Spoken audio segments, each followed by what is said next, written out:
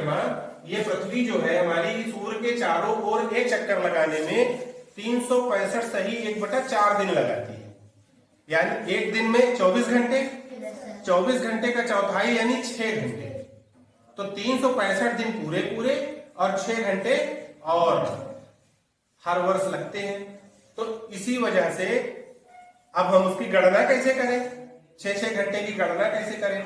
तो हम प्रत्येक चौथे वर्ष को एक दिन बढ़ा लेते हैं। मतलब उस बाकी सालों में हम मानते हैं कि एक वर्ष में 365 दिन होते हैं और चौथे वर्ष 366 दिन हो गए। ऐसी हम गणना कर लेते हैं। इसको इस तरह से भी समझ लो, जैसे मान लो 2021 में 365 दिन हमने मान लिया। अब 6 घंटे यहां बढ़े हुए हैं।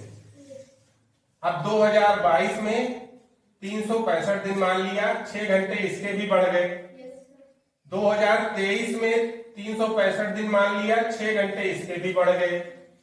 और 2024 में जब हमने 365 दिन माना तो 6 घंटे इसके भी बढ़ गए। अब ये 6 घंटे मिल करके 24 घंटे हो गए। तो ये 24 घंटे एक दिन हो गया।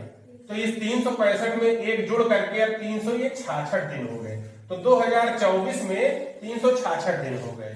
फिर इसी तरह 2025 में 365 दिन और 6 घंटे, फिर 26 में 365 दिन 6 घंटे, 27 में 365 दिन 6 घंटे और 28 में 365 दिन और 6 घंटे। फिर ये मिलकर के 24 घंटा, इसमें एक दिन जुड़ गया। अब ये 366 दिन। तो प्रत्येक 4 वर्ष पर एक दिन बढ़ जाता है। तो उस दिन को हम फरवरी के महीने में एडजस्ट करते हैं।